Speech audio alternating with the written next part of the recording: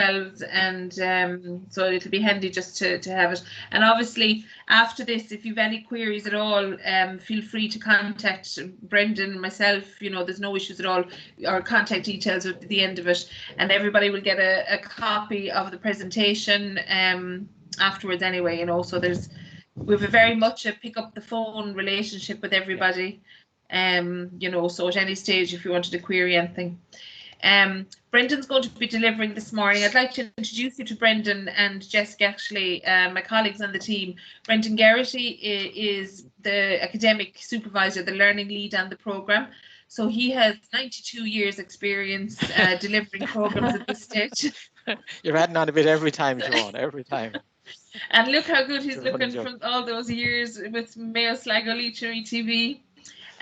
Brendan will be taking the apprentices for the first module, sales fundamentals. So he'll be very much introducing them to the world of sales and you know, different terminologies, etc.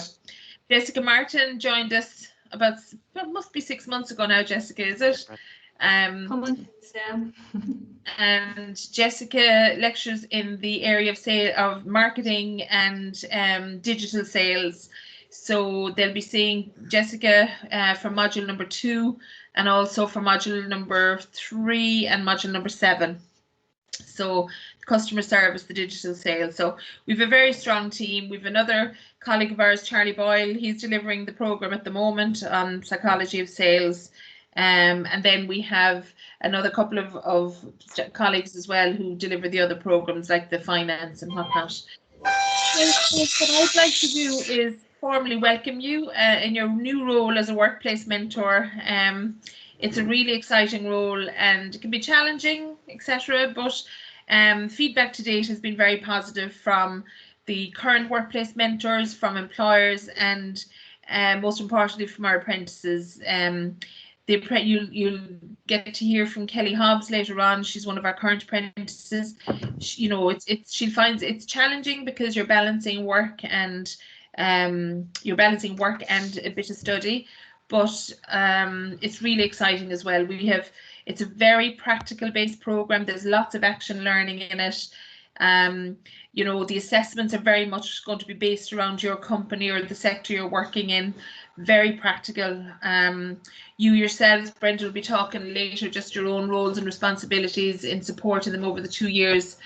But I do have to say that our workplace mentors are the backbone of the programme because of the support you'll be offering. And without the workplace mentors, we wouldn't have such a great apprenticeship. We are also going to have Martin Milan join us at about 11:15. He's sorry, that's my dog barking outside with the Hoover on. My son is hoovering, but anyway. We'll have Martin Milan from McGilligan and Tralee coming on at about 11:15 to talk about his experience as a workplace mentor on the programme. And later on, our big boss, Sean Burke, will be joining us just to welcome you as well. So I'm going to hand you over to Brendan. I'll be here on the chat. So if any of you have any, you know, questions or anything, you can pop them into the chat and we'll answer them as we go along. All right. Thanks. So I'll hand you over to Brendan. Okay, thanks. Good morning, Breda. Breda and Gargana have joined us as well. Good morning. And Liam, welcome to you. Very well. How are you all? Very well, thank you. I can't see you very well because it's frozen your image, but maybe it's just my laptop. Okay, I'm actually going to turn off my camera here because I'm in County Kildare and sometimes the internet is a bit wishy-washy. So listen, talk to you all in a while again, and I'll probably jump in and out every so often just to mention it's right. Okay, so feel free to type in any queries you have, and there we go. Okay. Yeah, what I'm going to do first, Siobhan, is that I'm just going to show people I suppose our video, our sales apprenticeship video, just maybe to give you a little intro. I'm hoping the sound and everything will come forward on this. If it doesn't, just let me know. So I'm just going to share that content. Give me 1 second now. The screen here. Hold on a second now. I need to go back 1 second. I forgot to tick a box to share the audio as well. Okay, now Are you interested in a can share that career in screen, can you? sales? That's working, Brendan, yeah. There was a way to do this by combining the experience of doing a real job whilst earning money and gaining a recognized qualification at the same time. Well, now there is. The Sales Apprenticeship Program is an innovative and progressive approach to career development in industry. It's a 2-year program developed by sales industry experts in conjunction with Mayo, Sligo and Leitrim Education and Training Board. It's a unique opportunity to earn whilst you learn and is designed to develop a career path with the potential to progress to higher qualifications. It aims to generate committed, adaptable and ambitious new sales recruits to work in companies of different sizes across all sectors and locations around the country. Sales apprentices must be given a full-time contract of employment and paid a salary over the 2 years. The vast majority of time is dedicated to gaining direct sales experience with the company. The program will be divided like this. Each apprentice will benefit from the guidance of a workplace mentor and must be released for 2 hours every week for their online class. Each month, sales apprentices will gather at educational workshops in designated training centres. During the 2-year program, over 13 topics are covered, including subjects like sales psychology, digital skills, legal and ethical considerations, sales coaching, and much, much more, building on existing talents and further enhancing skills. Successful apprentices will be awarded a QQI Level 6 Advanced Certificate in Sales. Not only is this recognised across Ireland, but in many countries around the world. To find out more about this nationwide scheme, check out our website and contact us by email or phone.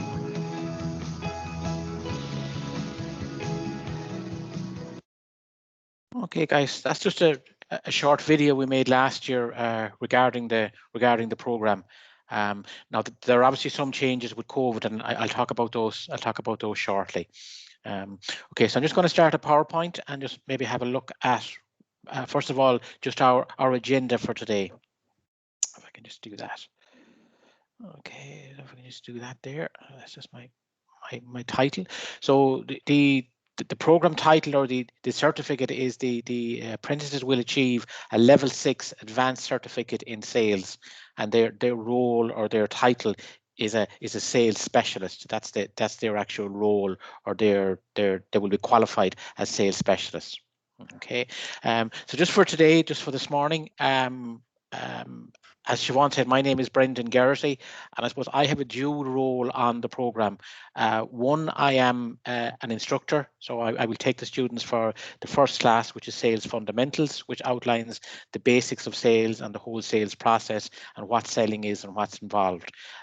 Secondly, then, as a lead instructor, I'm a link, I suppose, for all of the other instructors on the program, and part of my role is to ensure the quality and continuity and to make sure that all that is working. And I suppose a third part then as well, I'm very much a link with yourselves, with the mentors, to ensure that everything is progressing well and to give you any support that you need at any stage. Obviously in COVID times, we're not in a position to go out and visit you, but I'm looking forward to, I suppose, that happening in a couple of months' time, and we'll actually go on site. I'll meet with the apprentice, I'll meet with yourselves, and just discuss how you're getting on and how the program is actually benefiting you, and if there's other supports that you need as well. Okay, so then what we'll have, Martin will be on shortly. Martin Mullan, he's from McElliott's. They're a car dealership in Tralee, and they currently have one apprentice, Kieran Coggins. He's a young man. He's, I suppose, very interested in cars and very interested in selling. And I know, talking to Martin, he's made huge strides as being part of the whole sales apprenticeship, and he's taken over their whole digital side, the whole digital media side, the Facebook, the Twitter, and all that for McElliott's. So he'll talk about that later on. Then myself, so what I will do is I'll outline the program to yourselves. That'll take approximately half an hour. Then following that, Kelly Hobbs, who is one of our apprentices, she's based with the ICE group in Galway. So again, Kelly is I suppose one of our one of our star pupils, I suppose. She's extremely committed to the program. She's originally from South Africa, and she's actually loving the program, and she's loving all the different elements of it. Then number 5 there is what I will do. I will introduce you to your own role within the program. So again, as a mentor, your role is critical. As Siobhan said, 84% of the training happens in the workplace. Okay, so each week the apprentices will have one workplace task to undertake. So, for example, I know from my own subject, I look at, for example, the whole sales process within your company. So who does what? Who looks at identifying new clients? Who approaches them clients? Who makes a sale, and who maybe follows up on that sale? So that's one of the exercises that they have to do. Another exercise I asked them to do as part of my program is to look at your organization. When was your organization? When was your company founded? Who are the key people? What's your turnover? Who are your key competitors, and maybe who are your key suppliers? So just looking at your organization. So all of the exercises are extremely practical. And again, we would encourage and we actually need the mentors to get involved in them, to sort of give the direction, give an overview, you know, an overview and sort of I suppose a supervision, if you like, of that process within your company. So that's number 5, and then we'll have Sean Burke. Peter Egan can't be with us today, but Sean Burke is our area training manager, and he'll have sort of closing statements at the end. So that'll be our agenda for today. Okay, Siobhan, I don't know if Martin has joined us, has he? No, not yet, but he okay. just set something on, and he was going to be popping in after that. That's okay. That's okay. What I'll do is I'll carry on. Yeah. Okay. So first of all, just I suppose about the program and who's involved in the program. So we have a steering group, a national steering group, which was formed probably, I'd say, 4 years ago, Siobhan, at this stage. Yeah. And the idea was to come up with a new apprenticeship in the area of sales. Now, there is nothing similar to this, or there's nothing like this, we found out internationally. There's actually no sales apprenticeship anywhere else in the world. So we're one of the first countries to actually do this, and the group that we started last September would be the first group internationally to be involved in a sales apprenticeship. And you yourselves now and your apprentices, you're going to be the second group to be involved with this on an international basis. And our Director of Further Education, Peter Egan, has described as our objective is to make it a world-class sales apprenticeship. So that's Peter. Sean Burke will join us later on. Another lady then that's been involved is Carol Dolan. Carol Dolan is our apprenticeships manager, coordinator within the ETB. So she's also responsible for a number of other apprenticeships as well. One that we have one for butchery. So Carol is very involved in that. Siobhan, you've met. Then there's myself, Brendan, and Jessica. You've also met as well. So we're sort of the team, if you like. We're the group that our aim, if you like, is to develop the program, to expand the program, and to engage with as many employers, mentors, and apprentices as we can to expand the program. Okay. Brendan, Martin has just joined us now. Good morning, Martin. Perfect. How are you? Okay, so I'm just going to introduce Martin, and I'll unshare my screen then.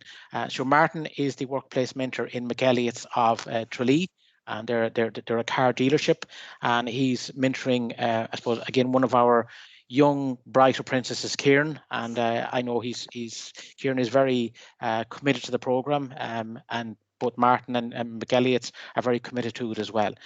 So Martin, I'll just hand over to you, just maybe to say a few words. How are you? I'm not sure is my video working or not, is it? It's not, no. 1 second, so I'll do a bit of jigging around here. I was just saying earlier on that little did we think a year ago that we'd be dab hands at online meetings and technology and all the rest. Wouldn't go that far, was it? as I think I'm proving, I'm not. I don't seem to be able to get video for some reason. Okay. At the minute. That's all right, Martin. Okay? No problem That's at all. okay. Sorry, lads. Thanks for having me. I suppose I'm speaking on behalf of McElliott's really, and just our experience within the program. We would have signed up this time last year to get Kieran on board, because we had Kieran as a junior salesperson and felt he had fantastic potential, but trying to do something within a framework while you're busy doing your own few bits and pieces is very, very difficult, particularly in our line, because I suppose when you're on the sales side of things, as I'm sure many of you will agree with me, you'd kind of tend to be focused on just selling what you're selling and what's in front of you, rather than maybe giving a fella a help out and a dig along the way, So the sales training process with us would have been watch and learn, kind of more so in years past, and we felt it wasn't good enough because we had someone in Kieran who has an absolute, anyone who's met him, he's an absolute passion for cars. He could talk to you for days on end about cars, and honestly, he'd put most people to shame. But we needed something to develop the other side of things, the sales skills, I suppose the new world skills as well, that we felt were lacking within the garage. So the likes of your social media skills, the likes of your website skills, liaising with people in a proper and modern way online, and so that's why we signed up to the program. It was that idea that we had for it, and I'll be honest with you, we had a meeting. I was saying earlier, we had a meeting the end of December, and we couldn't believe what we've already got 6 months into it. We couldn't believe what we've already got out of the program. We never had an imprint on social media, and we're now everywhere in Kerry and around on social media. Our interactions have never looked the way that they've looked. Our Google print has never looked, the footprint has never looked as good. Our interactions have never been as good, and that's actually down to Kieran, because I suppose felt kind of he felt a bit emboldened by what he's learned and has taken on that role himself. And he's actually been stuck in the middle of developing our new website as well, and he's had some fantastic ideas that I won't lie, he's stolen directly from other people on this. So it's been fantastic, to be honest about it.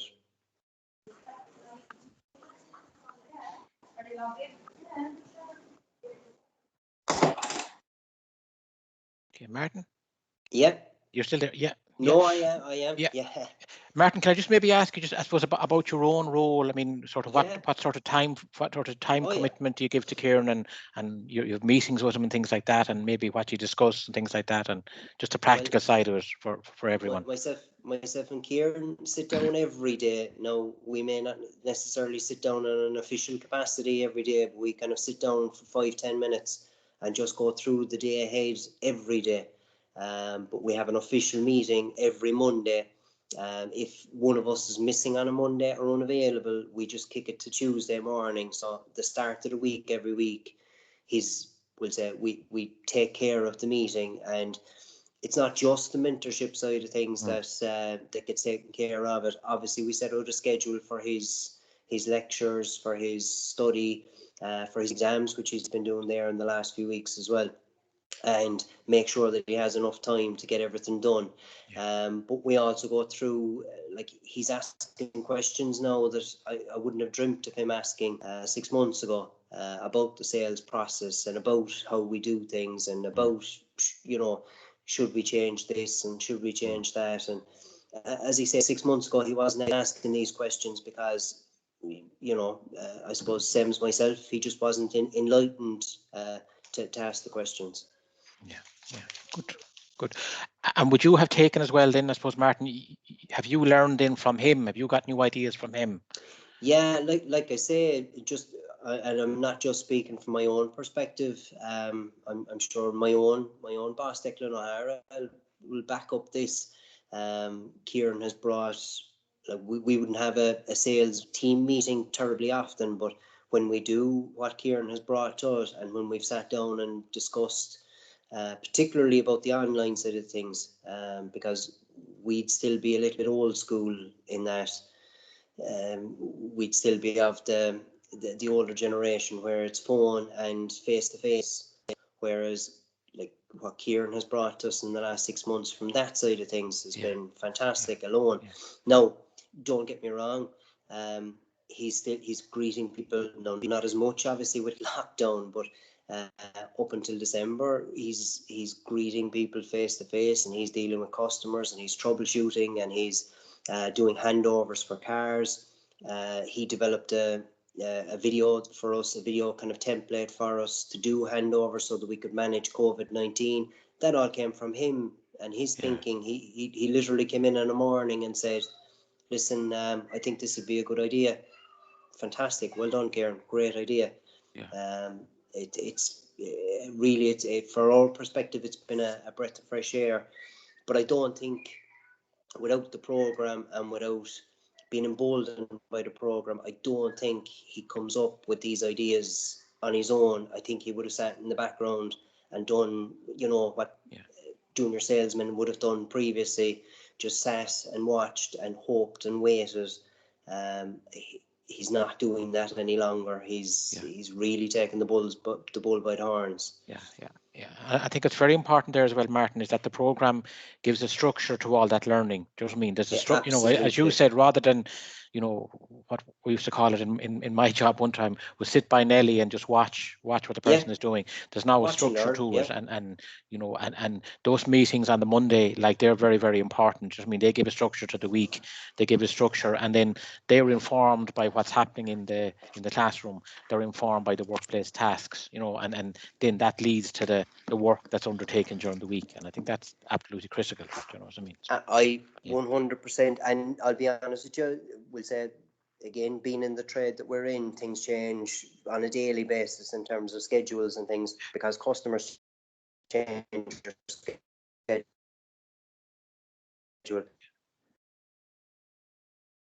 Yeah. Martin? And Martin, what would be the challenges, or do you have any challenges with this role? We lost him, have we? Yes, we've lost him, I think. The Kerry way. Okay. Now I was going to open it just for questions if he's still there. Martin, can you hear us? No. Okay, guys, we seem to have lost Martin. Okay, if he comes back, I'll give him an opportunity to come back in again. Yeah. Okay, perfect. Okay, I'm just going to go back to my PowerPoint again. So there's Martin. You just came in at the right time. So I suppose I would just want to explain a little bit about the program and where the program came from and what the rationale for the program was. Now, guys, if any stage you have a question, you can put it in the chat, or you can also, if you just hit the hand thing there, you can raise your hand and I'll come back to you as well. Okay. So I suppose the program was put together by, I suppose, a consortium of employers. Ger Tehan, as I said, from a company called SalesSense, he's the chairperson of it, and Carol Murphy, their head of HR, she's also very involved as well. The SIMI were very involved in the program. George Ryan from a company called FIT. Now they were primarily responsible for training. Charlie Boyle, who we're delighted to have now as one of our instructors from Customer Service Excellence Ireland. And again, Charlie would be very much at the forefront of sales and customer service training. And then Owen Dunn, who's the chief executive of PhoneWatch. Okay, so I suppose that group, working with ourselves, working with the staff of MSLETB, put the whole program together. Now, what we did initially was we consulted with, I suppose, several organizations, several employers around the need for this, around, I suppose, what direction should the program take, what curriculum should be there. So everything that we're doing has been informed by industry. So it's not just an academic program. Everything that we're actually doing has been informed. Siobhan, are you okay there? Your hand is up. Yeah, I just wanted, Martin has come back into us. Perfect. Okay. Thanks, Siobhan. Okay, I'll let him back in. So, okay, Martin, do you want to come back in? Siobhan, do you want to ask that question again about? Yes, Martin, I was just wondering, what had you any challenges in the role as a workplace mentor?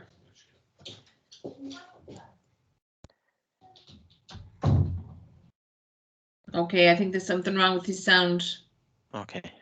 Okay, I'll send him a text and Yeah, we'll, yeah, okay. Yeah, I can carry on. Yeah, that's the beauty of technology. Okay, so a lot of the companies there, I see we have Dairy Master there as well, ourselves, SIMI, the Western Development Commission, Sales Sense. So these organisations helped us to shape the program.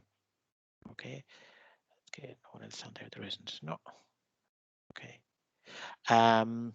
Okay. So some of the key features of the program then, as I said, it's industry led. It's not an academic program. This program is coming from yourselves, it's coming from employers, and what are the needs? What kind of skills does a person need to be involved in a sales role in modern Ireland, if you like? Okay, so that's very much the focus of the program. It's fully funded by the Irish government. In other words, all of our salaries, all of our wages are fully funded, all of the training. So there's no cost to yourselves, bar your time and effort and the time of your apprentice. That there's really no other cost to it. The objective is to develop relevant sales knowledge and skills and competencies over 2 years. So it's a 2-year program. I think in first year, I think we have 7 modules. And I think in second year, we have 6 modules. Okay, so it's a continuous, once one module starts, that module is then assessed, and then we go on to the next module. It leads to a level 6 qualification, okay, on the national framework of qualifications. So it's like it's just lower than a degree. A level 7 would be a degree. A level 6 is just prior to a degree. It's also recognised as well by various colleges as an entrance. If students want to go full-time or they want to go into another course afterwards, they would, in a lot of places, they would recognise that first year is now completed. So in relevant courses, there is progression there. There's a possibility of progression. And as I said earlier, 84% of the programme is delivered on the job. Okay, the balance then is delivered in online, or once we go to COVID restrictions are lifted, there will also be face-to-face as well. Okay, talk about that a little bit later on. Okay, so entry requirements then, they may be existing employees or they can be new hires. They must have a passing and leaving cert. Again, where they're non-EU nationals, they have to meet a language requirement. And mature students over 21 can also be considered based on what we call recognition of prior learning, RPL. Okay, won't talk too much about that because I think most of us are beyond that at this stage. Okay, so how do we work? What sort of system do we work? So 84% of the learning is based on the job. Okay, so what you'll find is for each module, the learner will have 5 workplace tasks. So they've got a task that's going to take maybe an hour, maybe 2 hours in a particular week to be done in the workplace. So it may be research on the company, it may be looking at the sales process, it may be looking at the marketing, it may be an audit, for example, of your social media.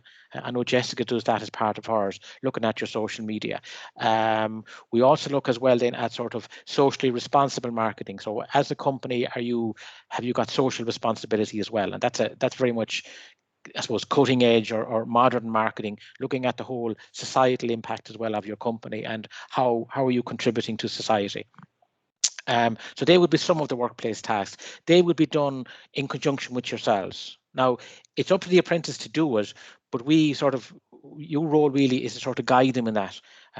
Maybe give them some direction at the start, and then maybe at the end of the week before they submit it, you may read over it. I know a lot of the mentors do that.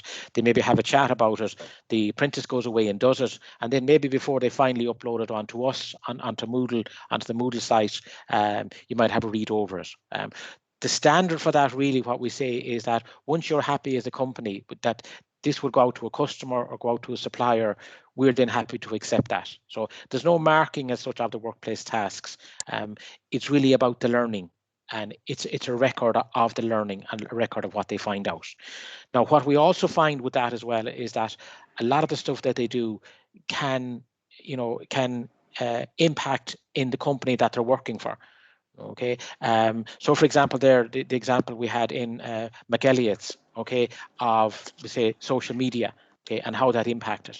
Okay, so Kieran learned about social media, and he then began to sort of implement that in the company. So a lot of the stuff that we undertake will also benefit the company, and it'll also benefit yourselves as well as mentors. Okay, you'll also learn as well as mentors, you know, different skills, new theories, new concepts.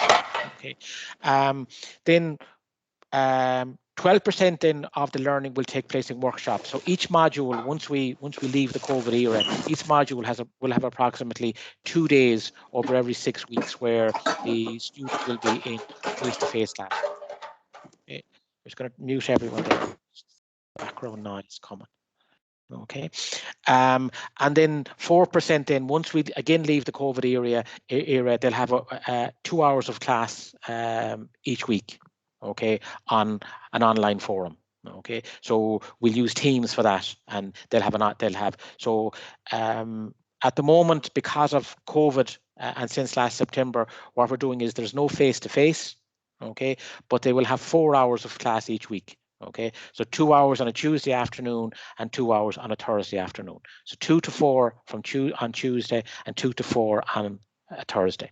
Okay. Now, what they need for that, guys, on a practical level is they need access to a laptop, camera, headphones, and some sort of quiet place where they can talk and they can listen to what's happening in class. Okay, so that is a requirement that they would attend those on a weekly basis. Okay, so the program commences on the 1st of February. Okay, and the first week is induction. Okay, and what we have then for induction is each morning they will have online classes each morning from 9 till 1. Okay, so that's induction. The second week then, which is the 8th of February, they will start sales fundamentals with myself. Okay, and they will have a class on Tuesday afternoon from 2 to 4 and on Thursday afternoon from 2 to 4. Okay, so that will continue during the COVID lockdown. Okay, so they need that space and time in the workplace to be able to do that. Okay, I'll come back to that again later on. We also have a calendar, a schedule where we'll have a look at it before the end. We'll also distribute it to yourselves as well. Okay, any questions there, guys, so far? No, I want to come in. No, okay. Hello. Yeah. Yeah. Hi. Gargana. Yes.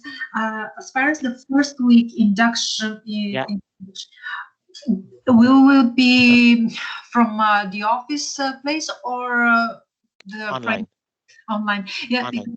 The reason behind this question is because I'm still in the selection process for the apprentice, and I'm not sure whether I'll be able to employ the future apprentice by 1st of February. Okay.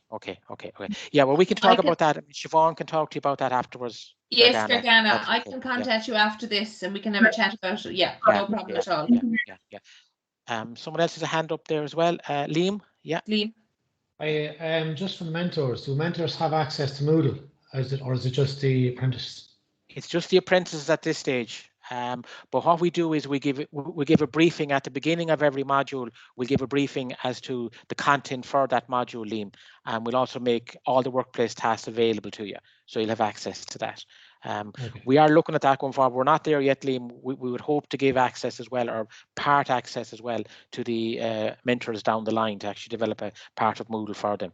But we're not there yet. But we do give a briefing at the beginning of every module, what the learning objectives of that module are and what the workplace tasks are for that module.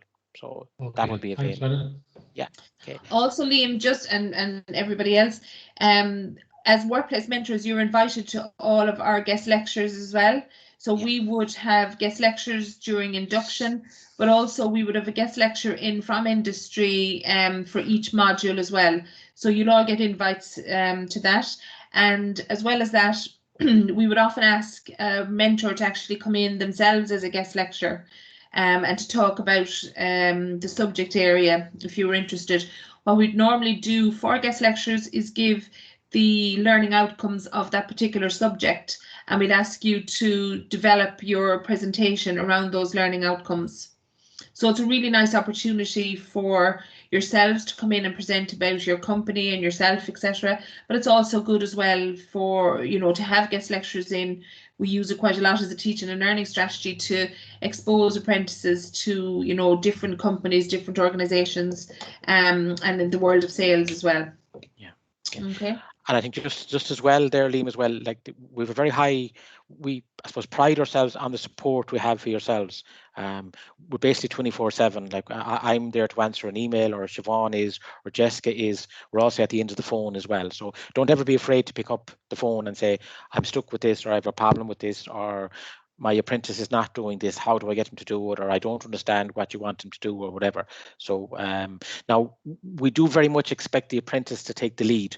You know, while you're the mentor, the apprentices are all adults and they are responsible for their own learning. You know, we always say that in my business when we're dealing with adults, it's their responsibility. You know, so they have to lead that process. You're there to support that process, you know, and you obviously put in a certain amount of structure around that, but you're not expected to be some sort of academic genius that knows everything. You know, you just steer them from your own experience and from how your organization works on a particular area. You will steer them around that.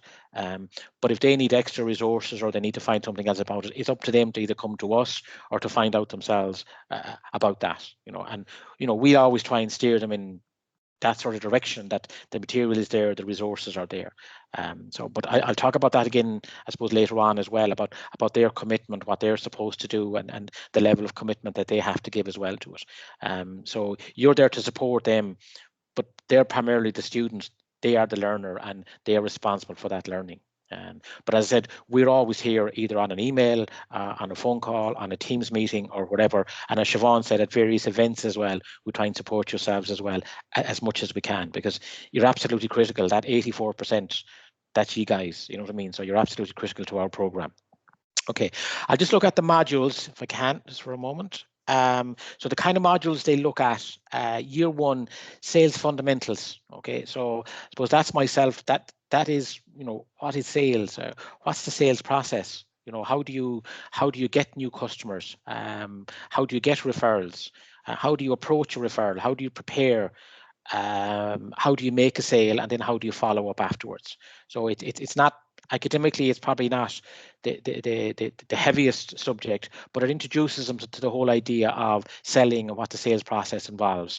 Within that, then they have, I suppose, two assessments. They have a group project to do where they look at the selling process and they look at implementing that around a particular project, around a particular initiative. So they have to sell advertising space in a local newspaper. So how do they do that? And then the second part of their assessment then is an online exam. They have a multiple choice exam, and that looks at various, I suppose, theory. You know, looking at different models of, for example, selling. What is prospecting? What is closing a sale? What are closing options when you're trying to close a sale and things like that. And actually, I sort of misspoke there a moment ago. There's also another 5% as well in that module that I give for their commitment to the program. So their engagement online, their engagement in the classes, their engagement in discussion boards and things like that. So the first subject really is very much about getting them engaged in the program, getting them used to Moodle, getting them used to teams like this, and getting them used to doing the workplace tasks. Okay, so as part of that as well, they'll also have 5 workplace tasks. Then we have the psychology of sales, which is run by Charlie.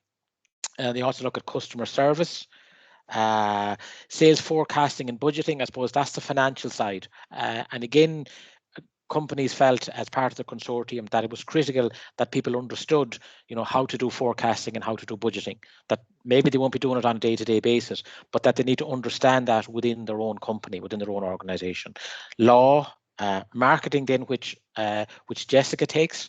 And that looks at, I suppose, the marketing mix and the whole marketing of the company. And then a critical one, again, which Jessica will be taking, is the digital skills. So the whole social media and the whole digital skills side of it. Okay, so 1, 2, 3, 4, 5, 6. So the 7 subjects there that'll be undertaken over the first year. Year 2 then involves sales coaching, consultative selling, negotiation, leadership skills. So these are very much about developing the individual. Okay, it's about their leadership skills, it's about their selling skills, about coaching skills.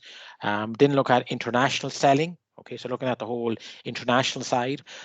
And again, a lot of our companies, and I often say this, a lot of our companies don't have an international presence. Okay, but we do in this country now, because we're very much multicultural.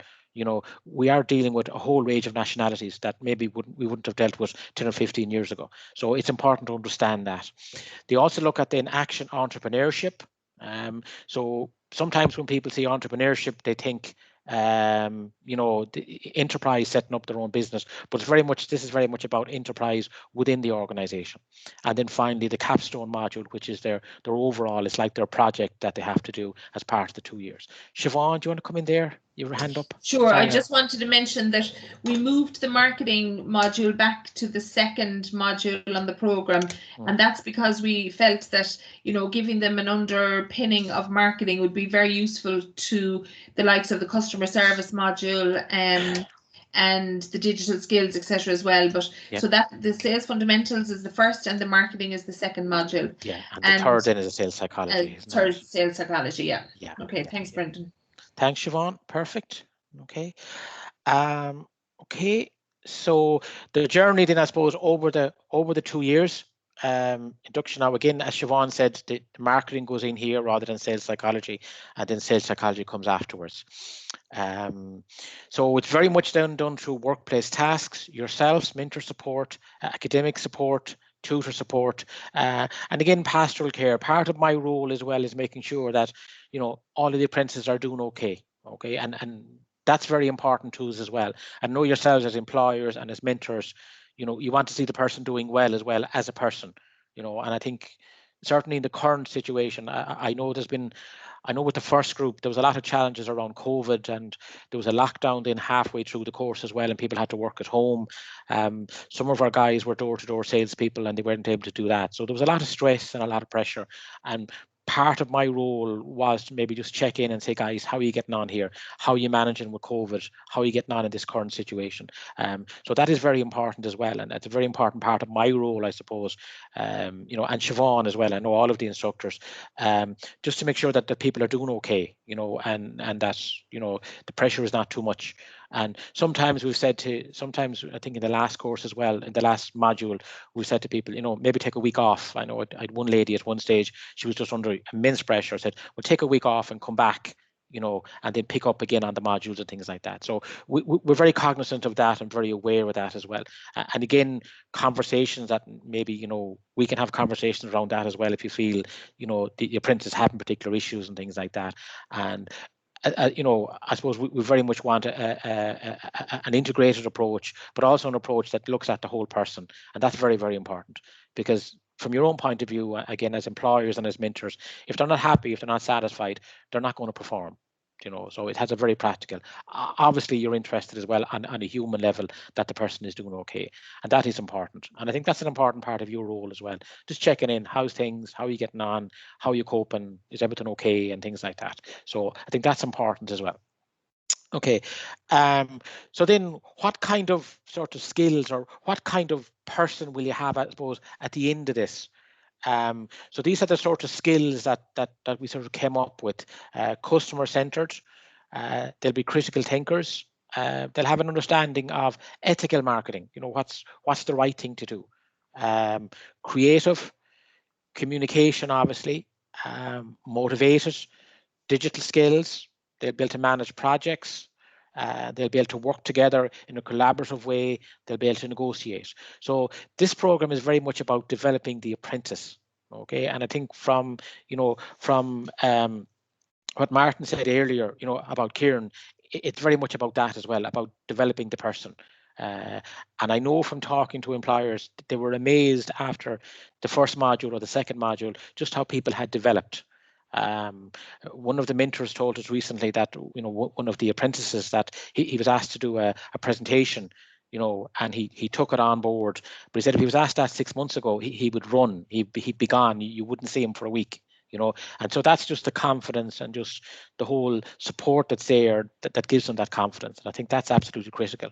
And we're very much about the apprentice at the centre and developing their skills and developing life skills as well, and long-term skills. So I think that's very, very important.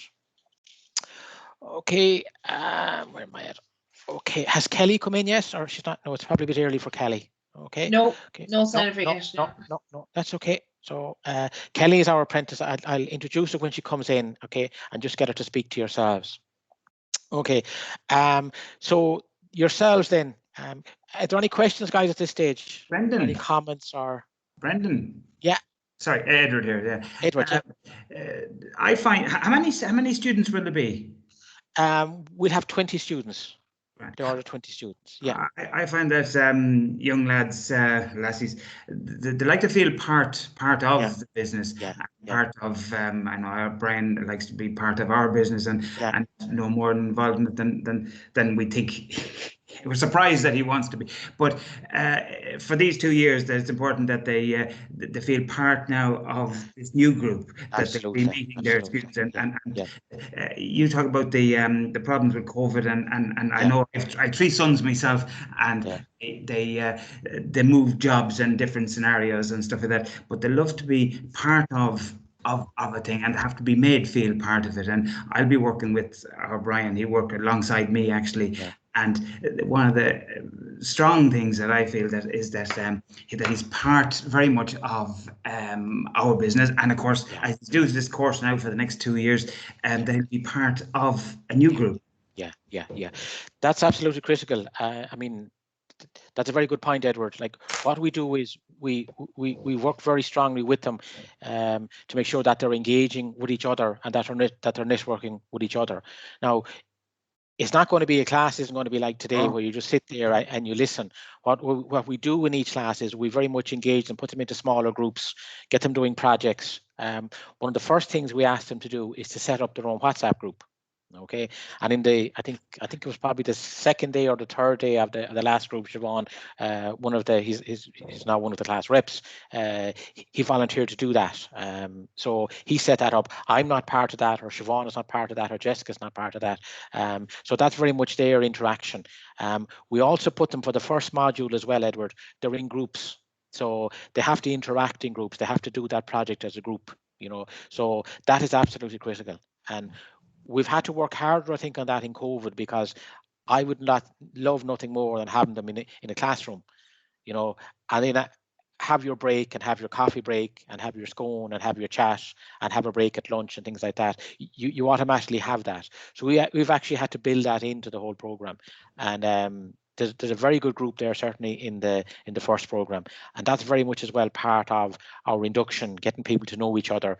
We do a lot of exercises with them that they get to know each other. We do exercises on I suppose excellence, that they work to a standard. We do exercises with them about getting to know each other and working in groups and all that sort of stuff. So that's absolutely critical, Edward. Absolutely agree 100%, and that's very much part of the program. Another part of the program that we're conscious of as well is just yourselves as well, all of you looking here today, that you have a group as well, and that you have support as well. So that's one thing that we work on. As I said, with each module, we give you a half-hour session on that particular module and what's coming up in that module. And as part of that, then, as Siobhan said, we encourage you maybe to speak, or maybe to give an input, as to how you're getting on as a mentor. So this group is important as well. Siobhan, do you want to come in there? Yeah, very much. When we meet them, first of all, in induction, we would do a few online social activities with them as well, just to get them to introduce themselves to each other. What we would hope also is for the face-to-face sessions, that at one stage we'll bring each of the group, like we're bringing in a group in February, a group in June, and a group in October. So we would hope that we can all bring all classes together at one stage for a day, maybe to do some sort of a conference or something like that, once we have a few cohorts up and running. In my last job in higher, before I moved over to the further education sector, I worked on a degree program with Lidl, the supermarket chain, where we developed. We had a 2-year program as well, developing their deputy store managers. But we had a retail conference on an annual basis. So we pick a theme, and all of our Lidl deputy store managers would come to that conference, as well as their mentors, etc. But that's a great way of meeting as well. And in fairness, I handed over the organisation of the conference to some of the Lidl trainees as well, because it developed a lot of their skills. But that's something that maybe towards the end of this year or beginning of next year, that we will have an annual day like that to be part and parcel of the program as well. and part and parcel of, you know, their own professional development, and also yourselves, you know, that we pick a theme that's very relevant to the whole area of sales. So in terms of interaction, we do like to include everybody. Like we bring everybody along with us. There's Charlie Boyle often says, you know, that the train keeps moving along and everybody is brought along with them, that we leave nobody behind as such. But that was a very good question, Edward. Anybody else want to come in there before I move on? Yeah, Edward. Yeah. Yeah, just listening to Martin there, it's very obvious that Kieran added obviously a lot of value to his own personal skill set, but also to the company. No, I'm not saying they're a master or have everything cracked at this stage, far from it. But I suppose my point is, or is more a question. Take for example, if our guy Shane is doing the module on marketing in the 21st century. We would have our own in-house marketing team, obviously led by marketing manager and executives. So I presume it's probably wise, I'd be far from a marketing expert, to introduce their skill set, or get, I suppose, as part of the mentoring program, I'd be encouraging Shane to work with the likes of, you know, the experts in the marketing team, to help him through that part of the module. I presume that's acceptable, is it? That's absolutely. We'd 100% agree with that, Pat. We recognise like that as mentors yourselves, you don't know everything. You're not the expert, but where there is expertise within the organisation, we recommend very strongly that you link up the apprentice with them and that they get that support. Like another area, Pat, would be, I suppose, finance. That maybe you know some people here wouldn't be maybe very strong in finance. And all that forecasting and things like that. Again, that they'd link up there with that, and that's a very important part of the program, that you use any resource you have in the company, any expertise that you have. Siobhan, do you want to come in there? And just Brenda will be talking later at the beginning of because our subjects run consecutively. At the beginning of each subject, we give a half hour. The lecturer gives a half hour overview of the subject itself, its learning outcomes, the assessments, the tasks, etc. So if you've somebody in the organisation, take for example for the accounting module, they're very welcome to come to that briefing as well. It's only about half an hour, 40 minutes long. But they're you know, you'll get the email, but you're very welcome to send us back an email to say somebody else wants to join, and we'll forward the details themselves. So like we're very open to that, you know. Absolutely. We would have like the financial departments, we would have marketing departments. Oh yeah. That's 100%, Pat. I mean, that's very much how we see the program working. That while you're the name mentor, you don't know everything, but you know the direction to point them. You know what I mean, to talk to somebody else in the organisation that's going to help them and going to support them. Absolutely. Okay. Anybody else they want to come in? Okay, guys. I'll just go back to my PowerPoint again. I'm just conscious I'm talking a lot. I don't really want to be talking a lot. Okay, so your own qualification, things like that. I think we're okay on that. You're all approved as workplace mentors. I suppose it's primarily your experience, that you have the experience and that you're a senior person within your organisation. Okay. Our support for yourselves, I suppose, how we help yourselves, training sessions like this. And then, as I said as well, we also, as Siobhan said, for every single module, we'll give you a half-hour input at the beginning of that module, so you know exactly what's going to be taught and what the workplace tasks are. Okay, so that will be done at the beginning of every single module. And as part of that then as well, you know, we'd hope down the line, as Siobhan said as well, to form a group of yourselves, a group of mentors. And ideally, I'd love to see maybe once a year a conference or a get together where all, you know, we'd have a national conference where you'd bring all yourselves together and network and share ideas and things like that. And I know from talking to the apprentices, they get a lot of learning from each other. You know, and they learn, oh geez, they're doing that, maybe we could do that, you know. So that's a lot of it, and we asked them to share a lot of that stuff as well, you know, how they do different things, or you know, without breaking a confidence, but how they do different things, and maybe they have a social media presence that somebody else doesn't have, and different things like that. So there's a lot of learning. The same for yourselves, guys. They'll be learning there as well. Siobhan, are you okay? Your hand is, yeah, you're gone down. You're okay. Okay, where am I at? Okay, as I said, myself as a learning lead or an academic supervisor, I don't like the word academic supervisor. I see myself really being the first learner that I'm learning as well. And certainly in the last 6 months with COVID and everything else, there's been a lot of learning to do. So we're very much of that open mindset that and we want the apprentices to have that as well, that they're open to learning, they're open to new ideas. We also have representation. We have mentors on our national program board. And so they're currently in place. They will be changing every year, so there'll be an opportunity for yourselves down the line as well, maybe to actually become involved in that. Siobhan, is your hand up again? I do. Forever put up the hand. Kelly has just joined us. Hiya, Kelly. Yeah, perfect, Kelly. Yeah, okay, Kelly, I'll let you in one Well, moment. thanks, Okay. Yeah, good to see you.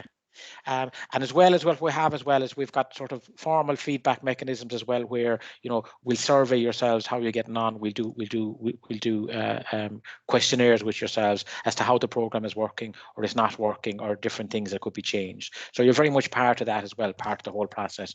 Because it's a new program, we have an opportunity to shape it the way we want it, and we very much take on board anything that you guys bring to the table as well. That'll be very, very important.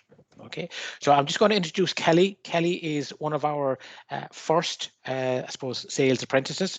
She started on the 14th of September last year, again during the COVID time. So Kelly's just going to talk about maybe her own experience of the program and maybe the whole role, I suppose, of the mentor and how the mentor has supported her. So Kelly, you're very welcome, and thanks for coming in and talking to us. Thanks for having me. Morning, everyone. It's lovely to see some familiar faces of Brendan and Jessica and Siobhan. Thanks for having me today. As you can hear, I'm not from Ireland. I actually am from South Africa. I moved here, just a little bit of background. I moved here in end of 2019, and unfortunately COVID hit. So the job market wasn't too great for me, but I eventually landed with a great company called ICE Group in Galway. And I deal with Pitman Training as well as Western Management Centre. Just my experience with regards to the sales apprenticeship. So I started in the beginning of September at my new job and was told, well, Kelly, you're going to be put on a sales apprenticeship as well. So it was a bit overwhelming at first. I'm quite used to lectures being face-to-face. Obviously, we're learning with the new normal at the moment, and we've had to resort to online learning. My first experience was with Brendan, and as I've learned here in Ireland, great crack. It was definitely great crack, which was a new norm for me. But what I've enjoyed is all the different experiences from different people, different age groups. I think we have a young gentleman who is from 20 years old. I'm 30, and I think Evan, I don't want to even say how old he is, and other people, no judgment. But there's all different age groups, different cultures. Aga's from Poland, I'm from South Africa. I think we have someone from Nigeria. So there's different people with different experiences, which just adds to the experience of the sales apprenticeship. I think from me, I do come from a marketing background back home. But it's just adding to what I've already learned. So going into the sales apprenticeship, I was overwhelmed. I'm like, how's it going to work while I'm working, during work hours, trying to get that work-life balance. But it has worked with the aid of a workplace mentor. My mentor is our HR department, it's Brianne McGarry, and she has been there every step of the way.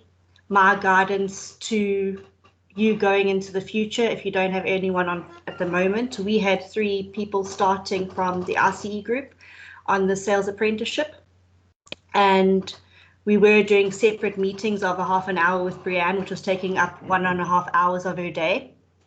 And Brendan and Siobhan and Jessica have set up Moodle with guidelines for the workplace mentors, which we have a sheet which we normally go through, but we found that 1.5 hours was taking up too much of the day. So what we've done now, previously after our first module, we have set up a meeting every Thursday at 3 p.m. because our lectures are generally on a Tuesday and a Thursday, and just to discuss the week that has gone ahead, and if you have got any queries. There are workplace tasks which have to be done during work hours. Your assistance in that regard is detrimental. Me being new to the company, just getting that guidance and support from the workplace mentor, any knowledge about the company. I'm still new, so everything's new for me. It's been great in the workplace. It just gives you a bit of confidence and someone that you can actually go and speak to at the end of the day. We do have the people on the sales apprenticeship that are always there 24/7. I know I've messaged Jessica late hours of the evening, and Brendan, you were always there to answer my questions. How I got given the class representative position, I don't know. I don't know if it's because I speak too much, maybe, I don't know.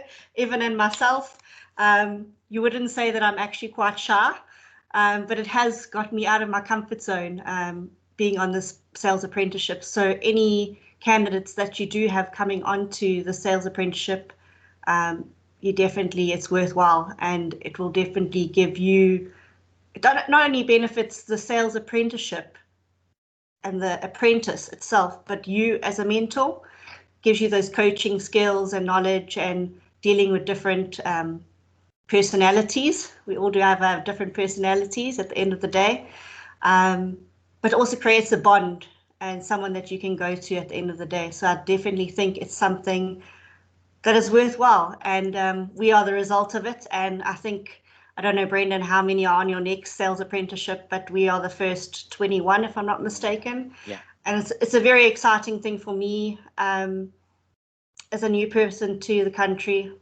I'm extremely grateful to be put on something like this, and it's just the course that I'm on at the moment, that's called Psychology of Sales, is so interesting. The sales fundamentals with Brendan, marketing in the 21st century was one with Jessica, and it just keeps getting better and better. So I'm extremely grateful, and if you've got any questions, open to the floor. Okay, guys, thanks a million, Kelly. Any questions, guys? I have one, Kelly. Do you find yourself under pressure to get time away from work to do the projects and the online per week? You have to be very structured in your own system, as in, I need to just get away from everything else, or it's better doing it from home, or?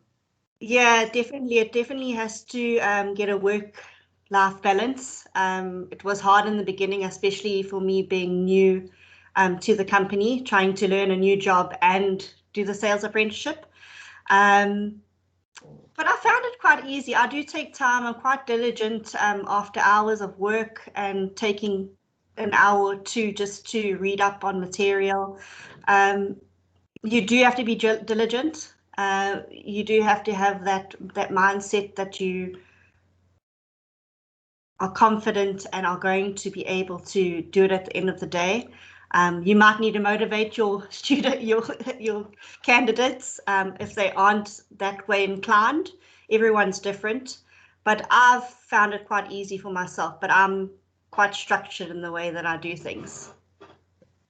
Yeah, no, just the new person we have is new to the business as well, so there's a learning from the business and what we do. Yeah. And this on top as well, so I just want to be sort of cognizant of that fact. Yeah, it definitely is overwhelming, I'm not going to lie. It is overwhelming at first. I'll leave out that bit. But it's enjoyable just to meet the different people, and it does give you a break. You know, those 2 hours that you do go into the sales apprentice just takes your mind off work.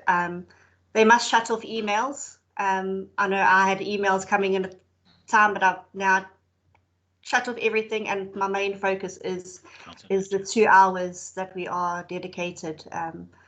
You have invested your time and efforts into the people, your apprentices, so the time needs to be given to them as well, just to, you know, I suppose either it's just getting that conversation between the new person and just checking in on them every week and just saying, well, how's it going? They'll only be honest with you. Just have that honest communication between the two of you. Yeah, that's perfect. Thank you. Kelly, what would be your biggest learning point to date, or what's the best takeaway to date? I'm a people person, Siobhan, so it's been very hard to deal with online learning, but I'm very grateful for the people that I've met and what are the lessons that I've learned and put into practice into the business already. And it's only been 3 modules. I've just gained confidence in the Irish marketplace as well, not knowing anything in the beginning. So just taking the positivity and what we've learned already and putting it into practice into the workplace. Very good. Okay. Thanks, Kelly. Any other questions, guys? Is there? No? All right. Kelly, you're very good to come on. Yeah. Thanks a No million. problem, anytime. Yeah. Thank you. Yeah. Kelly, thank you very much. Thanks for your time and thanks Thank you for for your having input. me. Bye, everyone. Have a good day. Thanks, Kelly. Bye-bye. you. Thanks, Bye. Kelly. Bye-bye. Excellent. Excellent. Okay, guys, you're back to me again. It's boring me. We couldn't have paid them to say any better. No, we couldn't. No. I know she's great. Kelly's excellent. Yeah, I'm just going to suppose look a bit at your own role as a mentor and what does a mentor mean. Now, I've sent out to you guys. I've sent out the mentor handbook. Okay, and sort of all the stuff that I'm going to cover from now on is very much in that, and the whole process around the mentoring and what our expectation is that you'll have the weekly meeting. There's a record of that, and just maybe what's included in that meeting. Okay, so what is mentoring? I suppose it's essentially a relationship between two people, and the idea is that whatever skills you have and knowledge that you have, that you can pass that on to the apprentice, and you help them to develop as an individual and also in their career. I think that's important, and I think you're all here for the right reasons. You want to see not only the person do well at work, you want to see them do well as an individual as well. So it's to support and encourage people to manage their own learning in order that they may maximize their potential, develop their skills, improve their performance, and become the person they want to be. It's very much the apprentice is very much at the center. And I suppose to go back there to maybe a question that Ivor asked earlier, asked as well, is that I think the classes give a certain amount of structure. They help. They're now blocked off. Your 4 hours a week are blocked off. So that's the beginning of the process, really. That at least that structure is there. And from your own point of view, then there's another half hour, maybe an hour a week where you need to block off as well and say, well, this is my time for the apprentice. This is my time with them, and then you work within that. Then you work within that structure, and you work and say, well, what will we do within that hour? How is that recorded, and what sort of tasks come out of that, and how do you check on that the following week? So there's a lot of that within the mentor handbook as to how you do that.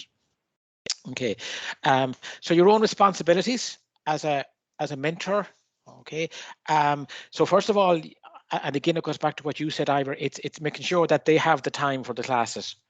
So I said approximately 8 hours a week. Okay, so I would be saying at the moment in the COVID environment, they've got 4 hours of classes a week. Okay, now they should be looking themselves at doing another 4 hours outside of work. There's material that they have to read. There's exercise they have to do. There's projects they have to do. Now, that 4 hours, in my view, that they do themselves, that's more than enough. If they're doing even half that, maybe at the start, okay. But they need to build that in, and it goes back to what you were saying, Ivor, as well. It's not all done in the workplace. They're adults. They're responsible for their own learning. They have to give time at the weekend or evenings or whenever. So they should be looking at whatever the face-to-face content is, which is 4 hours. They should be looking at up to another 4 hours themselves outside of work, where they're involved either in their group doing a project. They might be working on a workplace task at home. They might be, they may do some of that at work as well, obviously. But obviously, there's reading material, there's preparing for exams, there's assignments and things like that. So they need to do that, and they need to build that routine in, I suppose, really from the start. And I focus quite heavily on that in my module, trying to get them to do that, develop a routine from day one. It's not just enough to turn up for 2 hours a week on a Tuesday and a Thursday. There is work to be done.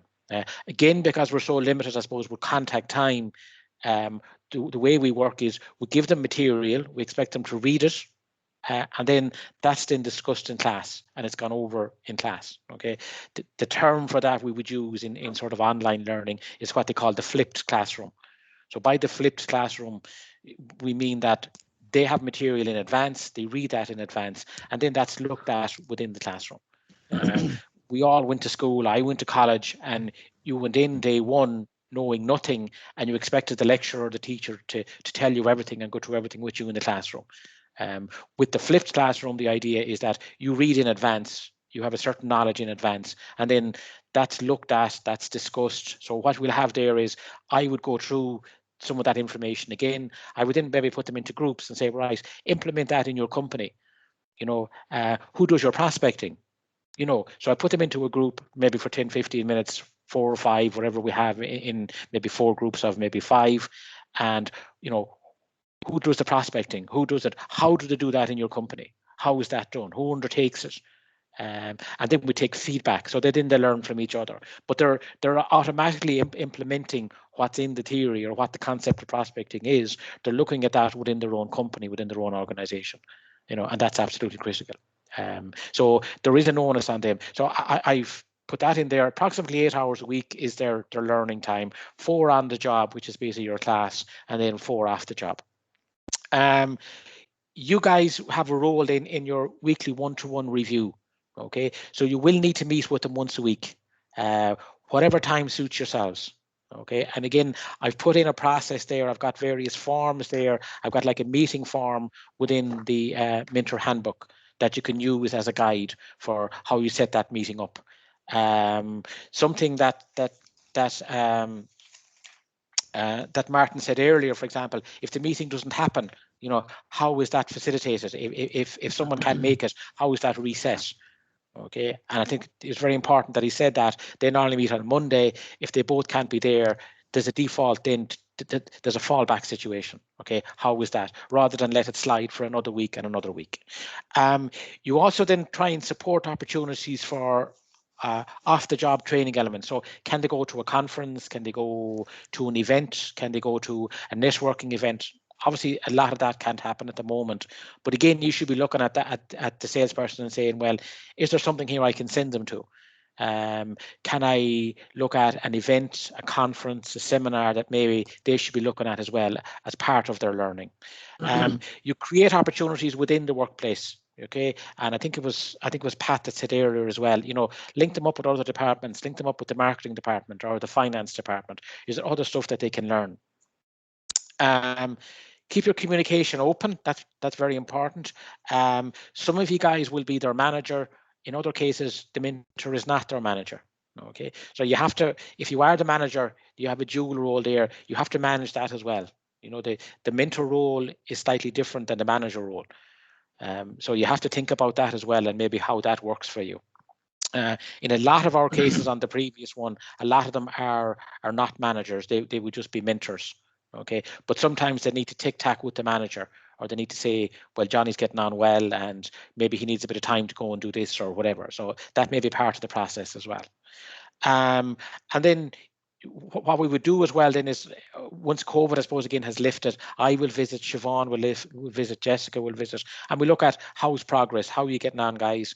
You know, are you having difficulties? What's working for you? What's not working for you? So that would be like a review or a developmental review of the apprentice and how the apprentice is actually progressing through the program. Okay, so they would be sort of your main responsibilities as a mentor. Just on those, Brendan, yeah. Just on those weekly notes, yeah. Can they, like we've use a system, sort of a shared file between me and the person that we've on currently. So come Friday when we do go to sit down, there's things there from during the week that they have thought of and I've thought of as well. Is it possible to get a version of that we can, that use that as, or does it have to be a structure? It doesn't have to be a structure. No. I mean, it's totally up to yourselves, really, Ivor. All I would recommend is that there's some record kept. Do you know what I mean? So what that record is really between yourself and the apprentice, and it won't go anywhere. I mean, I may visit and I may say, well, how are you getting on? Have you got minutes and can I just have a look at them? But I appreciate there may be confidential information in there, so it's not going to go anywhere else. Right, okay. But that's totally up to yourselves, Ivor, how you do that. Now, again, I would put the emphasis there on the apprentice actually organising that. Get them to keep the record. You shouldn't be leading that. You'd be saying, well, we need to do this. You need to keep this record. And maybe then when you come back the following week, you might review it, but let the apprentice lead that. So whatever system works for you there. In some places it's just paper, in other places it's like a shared document, or it could even be an email between yourselves as to what you covered. But it just helps the whole planning process. Then when you go back in week 2, you can see what you looked at in week 1 and where did we go. What wasn't, yeah. Yeah. Is that okay, Ivor? Yeah, it's okay. Anybody else they want to come in on any of those? Brendan, no, I just took a note there. Actually, I'm getting a couple of emails there this morning, sales emails about new products or something like that. And of course, I hadn't thought of it. It's time to start including the young lad as a salesman. So I just took a note to start forwarding on certain that he's aware of new products coming on stream. So it's just something for myself. I just said, yeah, it's time for to start including the lad and start forwarding on some 2 things came in there now this morning too, and I just taken a note there now to include him and forward them on to. And what I would do there, Edward, as well, is like when you do meet with them, then maybe have a chat and say, you know, did you get those emails? What did you think of them? Can we do anything about them? Or, you know, did you do any bit of research on them or whatever? Do you know what I mean? So that it's not just an email that's going into his inbox. Oh, sure, that's grand. That's just from Edward. But like, you know, are there any tasks or any things that might fall out of that? Do you know what I mean? That has to be done. But it made me think that I should start including him and start forwarding certain stuff onto him. So absolutely, that's a new thing. Yeah, absolutely. Siobhan, you want to come in there? Yes, I just wanted, Ivor, it just follows on from your point there about you know, ongoing keeping their own journal or log as well. We do encourage you know, to keep an updated log for them on a weekly basis. And the reason is because the last 3 months of the program, they undertake a subject or a module called the capstone module.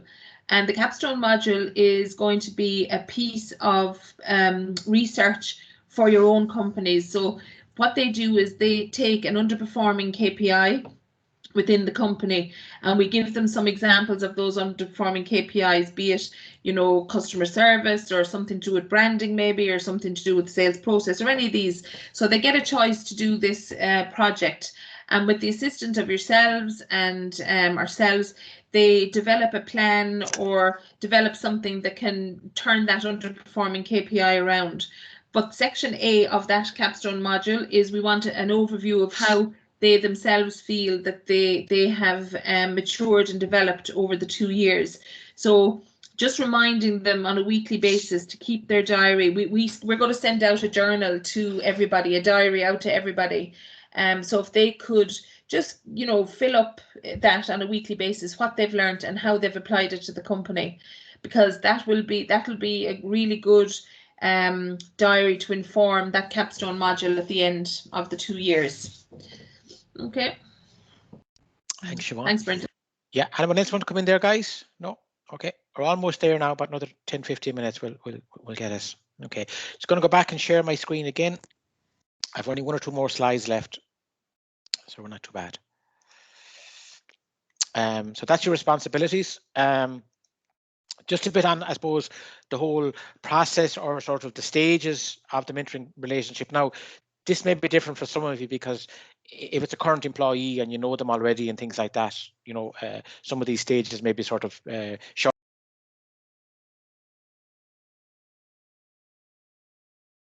Excuse me, just getting a tickly throat. So first of all, getting to know each other. Now, I think a very important part of it is your first meeting is you sort of agree what you're going to do. You agree what your relationship is and what maybe your relationship isn't. Okay, and I think it's important, and I'll talk about it in a moment. I suggest that you have what's called a mentoring contract. Okay, now it doesn't have to be a formal contract, but maybe just general rules as to, well, what's involved in the mentoring. You know, what will we discuss and what will we not discuss. Okay, again, as I said, you may be in a situation where you are a manager, or in other situations where you're not their manager. So maybe there's certain things that maybe you cannot discuss with them. So maybe you can't discuss if you're not their manager, maybe their role and their responsibilities and their pay and things like that in terms and conditions. That's not really maybe part of this process. Do you know? If you are their manager, you may decide, okay, mentoring role is slightly different, and we'll discuss this at the mentoring meeting. But then if you want to talk about pay and conditions, or you want to talk about absenteeism, or you want to talk about performance and things like that, that's discussed separately. Okay, and I think it is important to make that distinction. Okay, so it's important that you sort of define what are these meetings going to be about? Okay, and I think as Siobhan said there, and the other speakers said there, is primarily they'll be about the course content and what's happening in the course. Okay, that will inform what happens at those meetings, because they'll have certain tasks to do, and then you'll talk about those tasks, you'll talk about their progress, you'll talk about what they're learning. And I know from talking to other mentors, what was covered in the class really sort of informed the mentor meeting. One of our companies used to have a mentor meeting on a Thursday afternoon, and they discovered that because there was a class on a Thursday morning, that the apprentices didn't have enough time really to digest what was discussed in class. So they put that meeting then forward to a Friday morning, where the apprentice then had time to say, well, this is what we studied and this is what it means for us as a company. So you have to look at that sort of timing as well. So that's why I would suggest maybe a Monday you can recap on the previous week, and then they've class on Tuesday, they've class again on Thursday. And you may have then maybe a drop in maybe on a Friday, maybe for 5 minutes to look over a workplace task or something before they submit it. Okay, but there should be something really in the calendar that this is our meeting and this is what we discuss. So what the goals are, opportunities, a schedule of meetings, and general ground rules and things like that. Okay, so if Pat can't be there for a particular reason, he's got a meeting somewhere else, what happens then with that meeting? How is that rescheduled so that there is something in place? Then the other part of the relationship, I suppose, is the progress, and that's really over the 2 years. The meetings and how things progress and how the apprentice learns, and then at the end, then the relationship may end as well. That depends, guys. Sometimes someone may leave your company. I think myself that if you are a mentor to them now over this 2-year period, you'll probably be always some sort of a mentor to them, even if they leave your company. They may trust you as an individual to ring for advice or various things. Okay, so they would be sort of the stages that would be involved there. So the stage you're at now really, guys, is getting to know the apprentice and maybe setting down the ground rules. It might be just a list of 4 or 5 things. This is what we'll talk about. These are the general rules for our meeting. Otherwise, other stuff can come in and it can just take it over. So it is important to sort of red circle, if you like, or sort of set that aside. Okay, Gergana, you want to come in there? Hi, Brendan. I just wanted to ask, do you mind if you send us a draft, or at least a draft template of this mentoring? Yes, absolutely. Yes, yeah. That's in the document. Have you got the document that I sent, the handbook, the mentor handbook? When did you send it? I sent it on Monday as part of the invitation to the meeting. I'll send it to you again, Gergana. Make sure that you get it. It's on page 24 within that anyway. Yeah. And in this handbook, the handbook, yeah, it's in there. I can also send them in Word as well if people want them in Word format. I can send them out in Word as well. That you have them. Yeah, so, that's no problem at all. Now, that's a guide. It's not. It doesn't have to be definitive. It's really up to yourselves. And I think as I think Ivor was saying, you may do differently within your company, and that's fine. There's no problem. Problem. Just a starter point. Yeah, so. Exactly. Thank you very much. No problem at all. Okay, guys. So I suppose the key documents there, and to go back to answer your question again, Gergana, you have the handbook. Within the handbook, then it talks about the mentoring contract. Okay, so that looks at how often you meet, what are the ground rules for the meeting, if the meeting doesn't take place, what happens. And it's just a general format for those things. So that's in the handbook. I'm not going to go into any more detail. The other thing then you should be keeping is some sort of a note of that you have a meeting every week and maybe what's discussed at that. Again, I would very much put the emphasis on the apprentice, get them to do that. Obviously you agree it, but maybe get them to say, well, okay, write that up and then maybe email it on to me and we'll sort of formalize it in next week that I'm happy that that's what we talked about, and then that forms the basis then for progress. You can look back and say, oh, last week we were doing this workplace task. How did you get on with that? What did you learn from that? Okay, what's the workplace task for this week? Oh, I'll get you onto the marketing department or the finance department. I'll make a contact there for you. You can go and talk to Tom or Pat or Mary within that department. And then the following week you come back and say, well, how did that work? So it's just a progress really. And it puts a formal structure to it. So no more than, I think, the 4 hours a week, the 2 hours on a Tuesday and 2 hours on a Thursday. If you put this in there as well, you'd be well on your way as a mentor and they'll be well on the way as an apprentice. because you're now doing, I think what some of you are saying is difficult to do, is put a structure around it. And this will really help us. This will really help us. Okay. Okay, guys, any questions? Okay, I'm almost finished at this stage. No, we're okay? No, okay.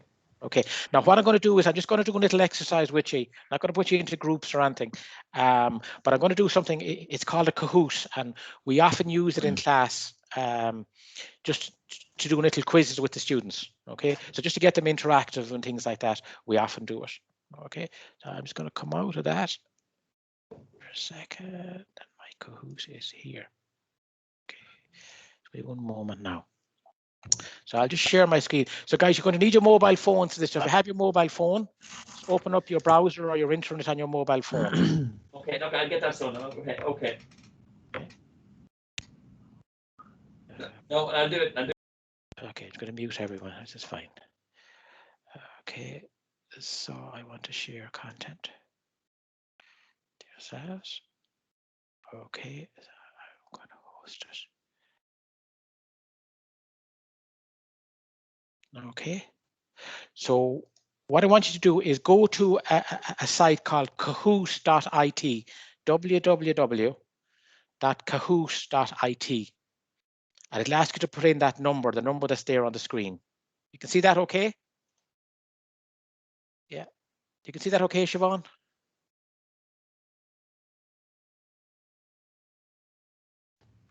Brendan, yeah, that's coming up. That's coming up, okay. Yes, that's fine, yeah. Brendan, yeah. Yeah, so once you get that, so go to, so in your browser, Chrome or whatever you use on your phone, go to kahoot.it, www.kahoot.it. Okay, and I'll see then you begin to join the game. So Kahoot, KAHOOT.ie. So Rapid Squid is in there. Don't know who that is. It'll automatically give you a name, so you know what your name is.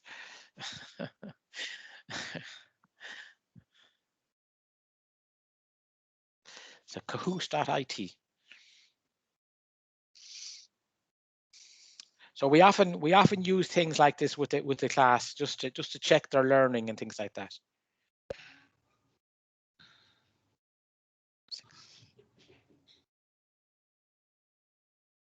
You put in that number and you go enter, and then it gives you a username, and you go.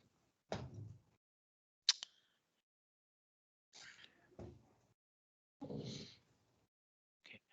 Give you another moment to get in. We're waiting for a few more. So there's 10 in.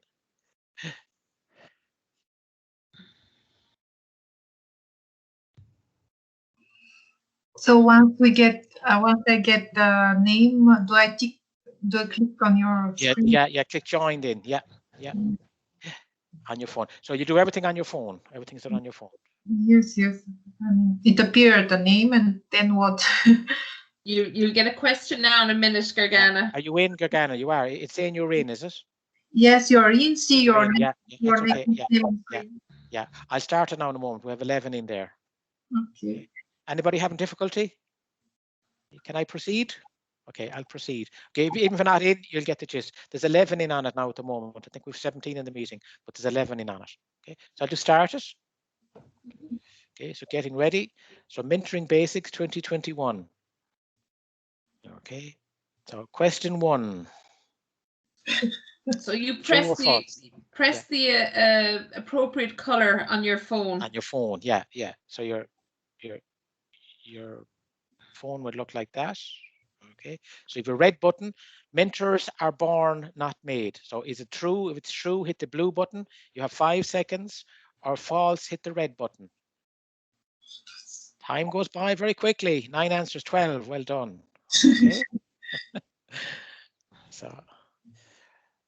Okay. So Snowy Line is in the lead. So what it does is it picks that you've answered the right question, but also your time as well, how quickly you answer the question.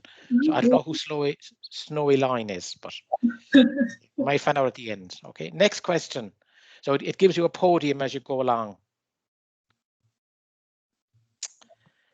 The role of the mentor, now you have to pick 2 in this, okay, red is support, blue is encourage, orange is manage, and green is control. So hit the corresponding button. Okay, you have to hit 2 of them and then hit submit at the bottom. 2. Okay. 2 of them. Okay, just tap them and then you go submit.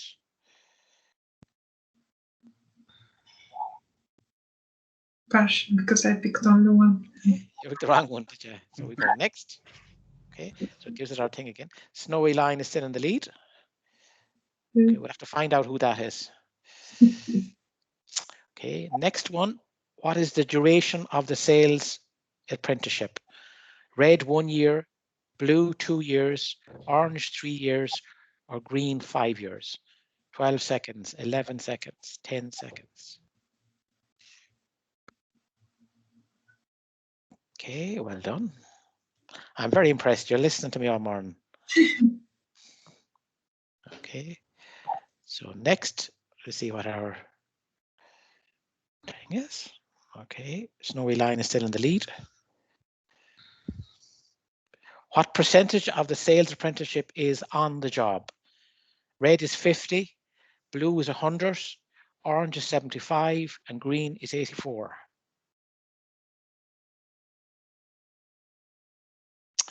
Okay, everybody got that right? Okay, good stuff. And the final question. Okay, Snowy line is still in the lead. I think that's you, Siobhan, is it? No, it's not, unfortunately. It should be. Which of the following are key mentoring documents? The Irish Times is red. The Weekly Mentor Notes is blue. You need to click 2 of these now. The Ireland's Own is orange, and the mentoring contract is green. Now, I presume everybody knows what the Ireland's Own is. Probably some. Gergana probably doesn't. Okay, there we go. Good stuff. Next. Okay, and we have our podium. Okay, Genius. Second is Stellar Kamel, and number 1 is Snowy Line. Okay, does Snowy Line want to reveal themselves? They don't have to. They don't have to. Okay, so sometimes, guys, we use this with the, with the classes. It's just a check on learning, and it's just a, I suppose, a method. It's like a little quiz, and it just makes the learning fun. But it's a check on it. Sometimes what I would do is at the start of a class, I might give them a little quiz. So they're supposed to have read stuff, and the answers to what I'd given the quiz would be what they were supposed to have read. So I know then straight away whether or not they've done that. So sometimes I would do that. Not all the time, but sometimes I do that with them. Okay. So just one more thing now for me. I'm just going to share my screen again very briefly, and then I'll hand you over to Siobhan. Okay. So there's our Kahoot, and we've done that. I don't know if Sean has come in yet. He hasn't popped in yet. Sean, no, he'd be here. He said he'd be here at 12:30. Grand. Okay. He's late, so you can tell him. I'm in. So that's our Kahoot. That's called a Kahoot. Again, it's used in a lot of school settings. It's used in a lot of settings just as a learning tool. There are other mediums we use. There's another thing called Menti that we use as well, and there's various ones that we use. And they I suppose, especially with the younger generation, they allow the whole use of mobile technology just to interact, and it just keeps people engaged. If you guys had to sit there for 2 hours listening to me, you practically had to do, you get bored very, very quickly. So a lot of the classes will be group work. There'll be little exercises, little quizzes and things like that. Otherwise, you won't be engaged. Okay. What we would also do, and we can't do it with yourselves today, would be as well, just get people getting to know each other, little icebreakers and group discussions and things like that. I think Kelly sort of touched on that in her conversation as well. Just that's very important. The whole group is very important. Okay, so guys, just to finish, what next for ourselves? So I'll be sending out an invitation to you all to attend a briefing on the 8th of February. So the 8th of February is the first Monday of the first module. Okay, so I will give you a briefing on that day about that module. So that'll include what the learning outcomes are, what kind of stuff we're going to cover, and what the workplace tasks are. So you'll have those in advance, and then the students will come online on the 9th. They'll be on the 9th, the Tuesday. They'll be on at 2 p.m. They'll be starting. Okay, so you'll have that in advance. So you know exactly what's coming up. You know exactly what they have to do and things like that. At that as well, I'll answer any questions that you have. I've set aside there 30 minutes. Normally it takes 25 to 30 minutes to do that. Okay, so we'll have that at the beginning of every module. We'll have that sort of meeting, and it'll give you a heads up as to what's coming up, what's coming down the tracks, what kind of material are they looking at, and specifically what workplace tasks. Again, the workplace tasks and all that information, that'll be circulated by email to you as well, so you'll have a hard copy as well prior to this actual meeting. Okay. Contact details. Again, what I'll do, guys, is I'll send out this PowerPoint to yourselves after today as well. I'll send it out to everybody. Sean Burke is the area training manager. Siobhan, you have her number. Myself and Jessica, who's here as well.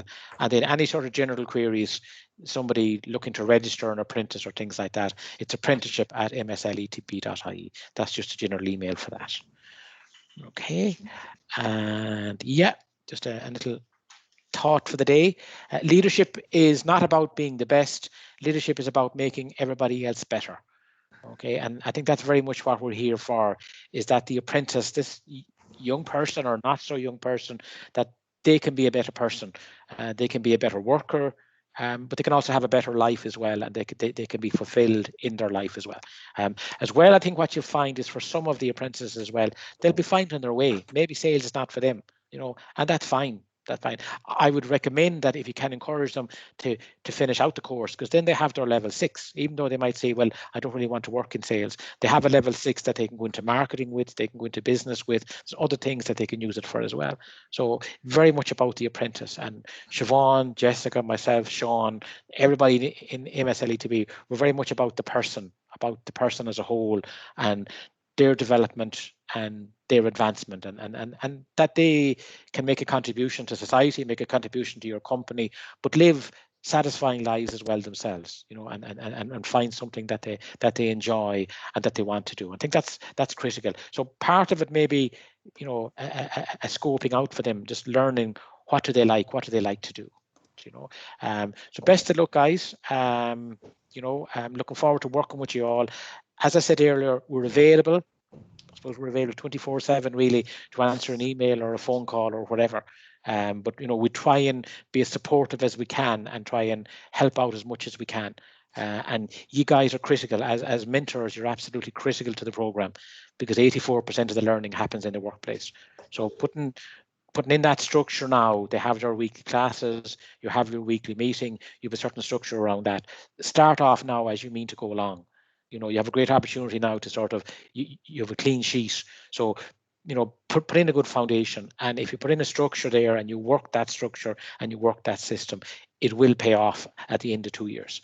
And you will be amazed how much progress they make after 1 module or 2 modules or 3 modules. That's been our experience talking to mentors and talking to employers. They've been absolutely amazed as to how people have come on so quickly and how they've just opened up and got new ideas and how they've actually developed. Okay, Siobhan, I'll hand over to you if you want to introduce Sean Burke. Perfect. Thanks very much. I'll just finish. There's just a couple of quick points that I wanted to make. Yeah. Just throughout the program as well, we're delighted to have embedded a literacy class.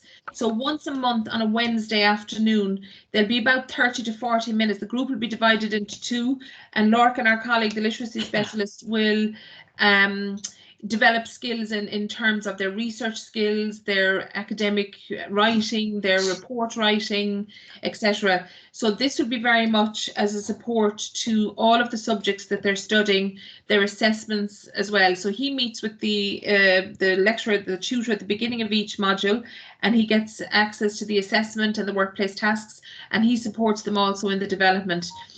The government themselves are there's a consultation out in industry at the moment just about the development of literacy skills and the importance of literacy skills. So this was something that the team wanted to embed in the program rather than having it as an extra. So once a month, if we could just get the guys to log on again, they'll get invites, etc.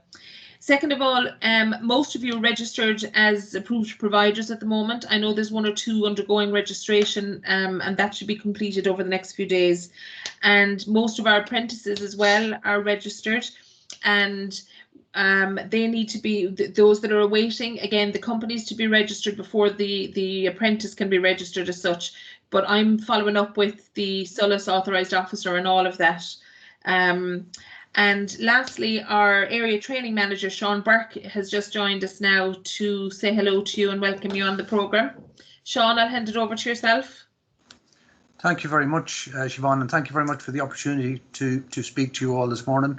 I'm delighted to see some of my colleagues on the call, team members who will be working with you throughout the duration of this apprenticeship. So, I mean, look, I'm sure you've gone through all of the, you know, what this apprenticeship is, what it's about, what it entails, the curricula, the content, and so on and so forth. But really, apprenticeship is around from the Middle Ages. This is something that has always been a feature of the workplace.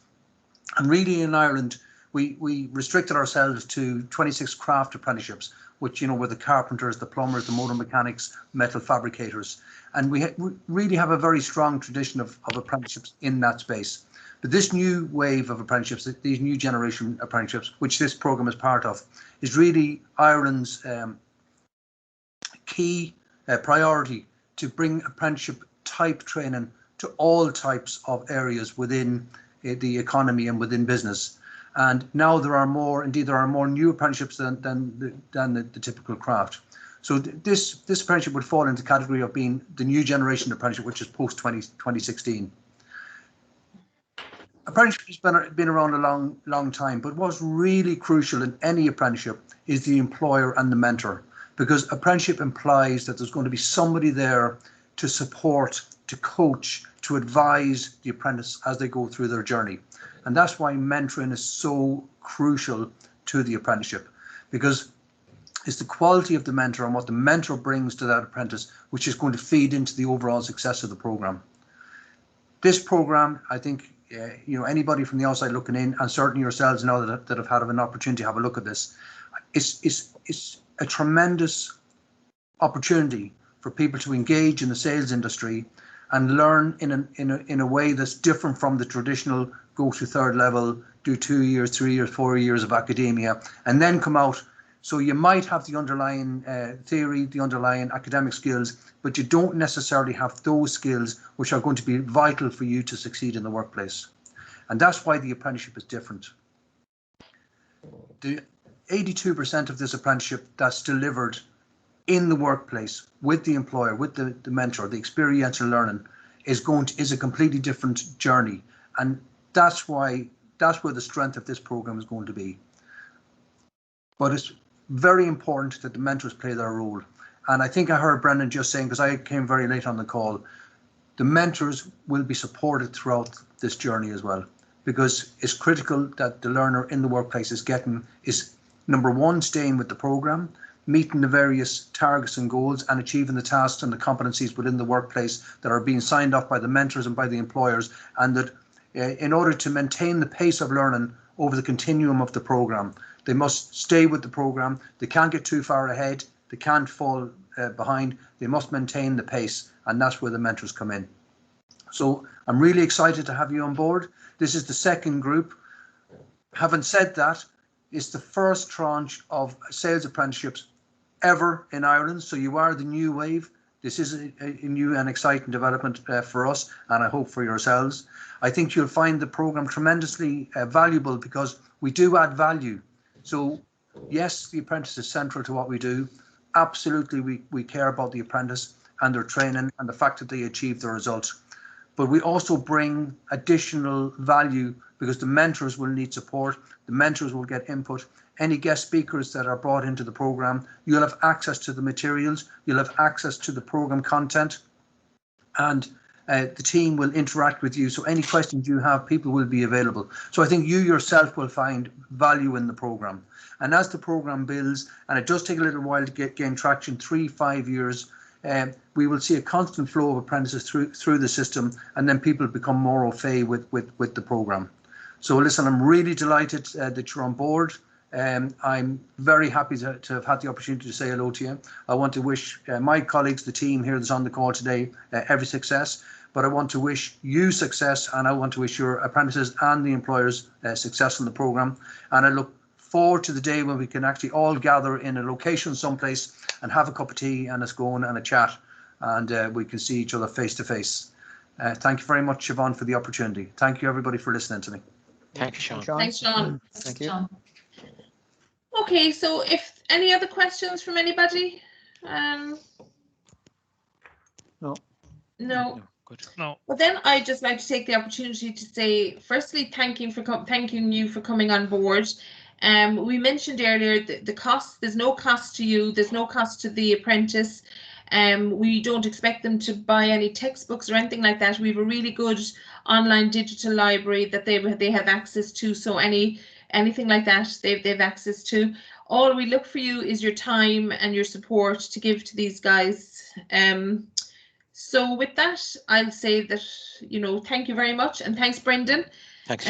If your career in sales and tutoring doesn't take off, you have a job definitely in journalism or news reading or something like that. So thanks a million, guys. Sean there said that the mentoring went back to medieval times. So I'm getting older, Siobhan, by the intake. I won't be recommending any such applications. We have them, so we're keeping them. Thanks, Sean. Thanks, Sean. All right, guys. I'll be in touch with Sean much. again anyway. And again, you have our numbers and email addresses, so feel free at any stage to give us a shout. Yeah, thank you. Thanks all very right, much. look forward to working with you. Thanks, guys. Really good call. Thank you. Thanks, guys. Brendan and Jessica, do you just want to hang on for a few minutes? Yeah, sure. Yeah. And Siobhan, after when you're free, can I call you? Yes, you can, of course, Gargana.